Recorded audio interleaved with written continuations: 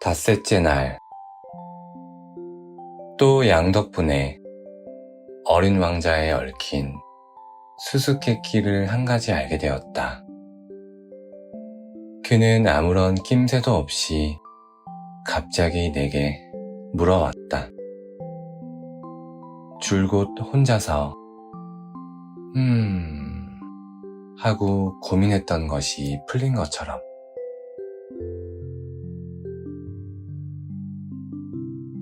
양이 조그만 나무를 먹는다면 꽃도 먹을까? 양들은 눈에 들어오는 것이라면 뭐든지 먹는단다. 꽃에 가시가 있어도? 꽃에 가시가 있어도. 그럼 가시는 무엇 때문에 있는 거야? 나는 알지 못했다. 그때 나는 엔진에 꽉 조여진 나사를 풀어놓는 것에 열중하고 있었다. 아무래도 엔진이 심하게 고장나 버린 것을 알게 되기도 했고, 마실 물이 바닥날지도 모른다는 것을 깨닫기 시작했기 때문에 무척 조바심이 났다. 가시는 무엇을 위해 있는 거야? 어린 왕자는 질문을 한 가지 시작하면 절대로 포기하지 않았다. 나는 나사 때문에 짜증이 나 있었기 때문에 대충 대답해 버렸다. 가시 같은 건 아무짝에도 쓸모없어. 단지 꽃이 심술궂기 때문이야. 에이, 설마. 그러더니 아무 말이 없다가 원망스러운 듯 덤벼들듯이 말했다. 거짓말이야. 꽃은 약하고 순수하단 말이야. 어떻게든 안심하고 싶을 뿐이야. 가시가 있기 때문에 위험하지 않다고 생각하고 싶을 뿐이야. 나는 아무런 대답을 하지 않았다. 한편으로는 이 나사가 아무리 해도 꿈쩍하지 않는다면 망치로 후려쳐 버려야지 하고 생각하고 있었다. 하지만 어린 왕자는 또다시 나의 생각을 흐트려 놓았다.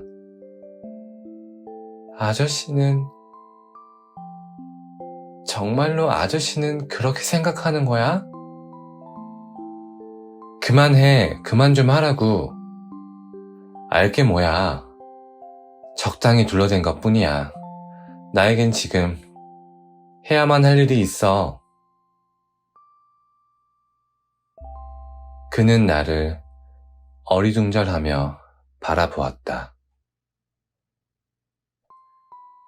해야만 하는 일? 어린 왕자는 나를 바라보았다. 엔진에 손을 얹고 손가락은 낡은 구리스로 까맣게 더럽혀졌으며 볼품없이 놓인 물건에 몸을 굽힌 채로 있는 나의 모습을 말이다. 어른들 같잖아, 말하는 게. 나는 조금 부끄러웠다. 그러나 가차없이 말을 이어왔다. 아저씨는 잘못 알고 있어. 모든 것을 엉망으로 만들고 있어. 어린 왕자는 진심으로 화내고 있었다. 금발의 머리카락이 바람에 나부끼고 있었다.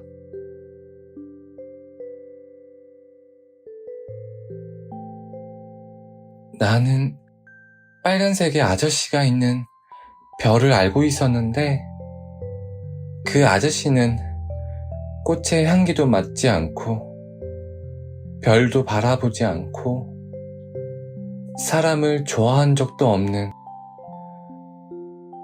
덧셈 말고는 아무것도 하는 일이 없어. 하루 종일 아저씨처럼 반복하고서는 나는 번듯한 사람이야, 똑부러진 사람이야 라면서 콧날을 세우지. 하지만 그런 건 인간이 아니야. 그런 건 버섯이야.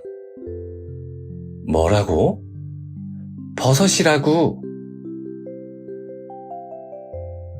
어린 왕자는 완전히 화가 나 있었다. 100만 년 전부터 꽃은 가시를 갖고 있어. 100만 년 전부터 양들은 그런 꽃을 먹어버리고 말아. 그렇다면 왜 그걸 제대로 알려고 하면 안 되는 거야? 왜 꽃은 부단히도 노력해서 도움도 안 되는 가시를 자신의 것으로 만들어 왔는지 말이야. 양과 꽃의 싸움은 중요하지 않은 거야? 뚱뚱한 빨간 아저씨의 덧셈 같은 것만 제대로 된 것이라며 중요하게 생각하는 거야? 난 단 하나뿐인 꽃, 내 별 말고는 어디에도 없는 나만의 꽃이 있는데 작은 양이 단 한 마리 있는 것만으로 꽃을 먹어버리는 일이 있다면, 게다가 자기의 행동이 어떤 일인지도 모르는 채로 아침에 문득 꽃을 삼켜버리는 일이 있다고 해도 그래도 그게 중요하지 않다고 말할 수 있어? 어린 왕자는 얼굴이 빨개진 채로 계속 말했다. 누군가가 200만 개의 별 중에서 둘도 없는 어느 한 송이의 꽃을 좋아하게 됐다면 그 사람은 분명 별빛이 수놓인 하늘을 바라보는 것만으로 행복할 거야. 저기 어딘가에 나의 꽃이 있어 라고 생각할 수 있으니까. 하지만 만약 이 양이 그 꽃을 먹었다면 그 사람에게는 마치 모든 별이 갑자기 사라져 버린 것과 같아. 그런데도 그게 중요하지 않다고 말하는 거야? 어린 왕자는 더 이상 아무것도 말할 수 없었다. 갑자기 울음이 터져나왔기 때문이다. 밤이 깊어지고 나는 연장을 내려놓았다.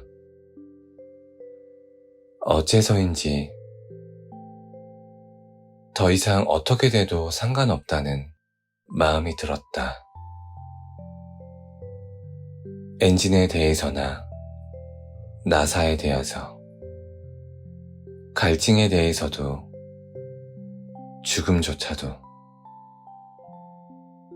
하나의 별, 한 개의 소옥성, 내가 있는 곳, 이 지구 위에서 한 명의 제멋대로인 왕자님이 애초롭게 서 있었다.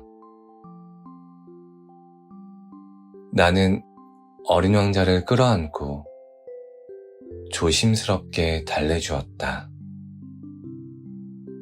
그에게 말했다. 내가 좋아하는 꽃은 하나도 위험하지 않아.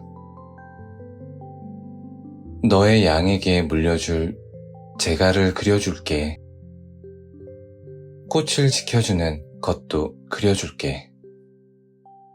그리고 어떻게 달래주면 좋을지 나는 잘 몰랐다. 서투른 내 자신을 질책했다. 어떻게 하면 어린 왕자의 마음을 풀어줄지 나는 잘 모른다. 눈물의 나라란 건 매우 신비스러운 것이다. 얼마 지나지 않아 그 꽃에 대해 조금씩 알게 되었다. 어린 왕자의 별에는 매우 조촐한 꽃이 있었다. 꽃잎이 한 겹뿐인 자리를 조금밖에 차지하지 않는 꽃이다. 아침이 되면 풀 속에서 나타나서 저녁이 되면 사라지곤 했다. 하지만 어린 왕자가 말했던 꽃은 그 꽃이 아니고 어느 날 어딘가에서 꽃씨가 날아와서 싹을 틔웠다. 어린 왕자는 금세 그 싹을 발견했다. 지금까지 보아왔던 싹과는 전혀 달랐다. 새로운 종의 바오밥 나무일지도 모른다. 하지만 줄기는 곧 성장을 멈추고 꽃이 될 준비를 했다. 어린 왕자는 커다란 꽃봉오리를 맺는 것을 보고 꽃이 피면 얼마나 대단할까 하고 설렜다. 하지만 꽃은 녹색의 방 안에서 좀처럼 치장을 멈추지 않았다. 어떤 색이 좋을지 곰곰이 골랐고 작고 아담한 옷을 입고 꽃잎을 하나하나 정돈했다. 개양귀비처럼 구겨진 채로 나오고 싶지 않았다. 반짝반짝 빛날 정도로 아름답게 될 때까지는 꽃은 피고 싶지 않았던 것이다. 그렇구나. 그 꽃은 매우 멋쟁이구나. 그래서 감춰진 상태로 며칠간이나 치장을 계속했다. 드디어 어느 날 아침, 태양이 떠오를 때쯤 꽃은 활짝 피었다. 너무나 치장에 힘을 쓴 탓인지 꽃은 하품을 했다.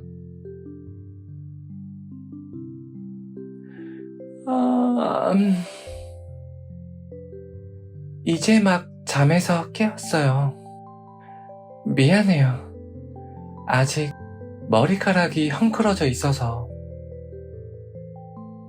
그때 어린 왕자의 입에서 생각도 못한 말이 튀어나왔다.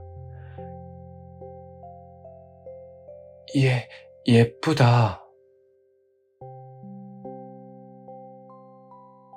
그럼요. 하고 꽃은 그 말을 받아쳤다. 해님과 함께 피었는걸요?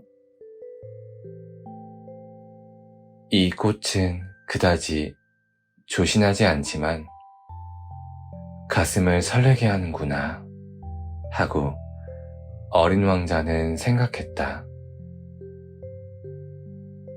그때 꽃이 말했다. 아침인데도 식사를 주지 않고 이대로 나를 내버려 둘 거예요? 어린 왕자는 미안해져서 찬물이 들어있는 물조리개를 가져와 꽃에게 주었다. 이렇게 조금은 의심스럽게도 허세를 부려댔기에 꽃은 곧 어린 왕자를 곤란하게 만들었다. 예를 들면 어느 날 꽃은 어린 왕자에게 4개의 가시를 보여주며 이렇게 말했다. 발톱을 세운 호랑이가 온다 해도 괜찮아. 호랑이는 나의 별에는 없어. 게다가 호랑이는 풀 같은 건 먹지 않아. 라고 어린 왕자는 대답했다. 나는 풀이 아닌데요? 라고 꽃은 맞받아쳤다. 미안해요. 호랑이 따위는 무섭지 않아요. 다만 바람을 쐬는 건 질색이에요. 칸막이 같은 건 없는 걸까요? 바람을 쐬는 걸 싫어하다니 곤란하군. 하고 어린 왕자는 생각했다. 이 꽃은 여간 까다로운 게 아니군. 밤에는 유리로 된 꽃가를 씌워줘요. 당신 별은 너무 춥군요. 지내기에 좋지 않아요. 내가 원래 있던 곳은... 꽃은 곧 말을 멈췄다. 꽃은 씨앗인 상태로 왔기 때문에 다른 곳에 대해서는 알 방법이 없었다. 무심결에 순진하게 거짓말을 말한 게 되었기 때문에 꽃은 하고 헛기침을 했다. 왕자의 탓으로 돌리려 했다. 바람막이는요? 가지로 가려고 했는데 내가 말하고 있었잖아. 그러자 꽃은 일부러 더 기침을 했다. 양심의 가책을 느꼈지만 어린 왕자에게 억지로 떠넘기기 위해서. 그래서 어린 왕자는 올곧게 꽃을 사랑하고 있었지만 금방 꽃을 믿을 수 없게 되어버렸다. 대수롭지 않은 말들도 신중하게 받아들여서 매우 불행해졌다. 듣지 말았어야 했어. 하고 후회했다. 어린 왕자는 어느 날 내게 말했다. 꽃은 듣는 것이 아니라 바라보고 향기를 맡는 것이었어. 나의 꽃은 나의 별을 좋은 향기로 채웠어. 하지만 그것을 즐길 줄을 몰랐어. 발톱의 이야기를 했을 때도 심하게 짜증을 냈지만 사실은 마음을 알아줘야만 했어. 어린 왕자는 말을 계속 이어갔다. 그때 나는 아무것도 몰랐어. 말보다도 행동을 보아야만 했어. 그 꽃은 좋은 향기를 내어주었고 내 마음을 설레게 만들어 주었어. 나는 절대로 도망치지 말았어야 했어. 서투른 속셈 속에도 상냥함이 있었는데 그 꽃은 실은 나를 좋아했을 뿐인데 하지만 나는 너무 어렸기 때문에 사랑을 한다는 것이 무엇인지 알지 못했어.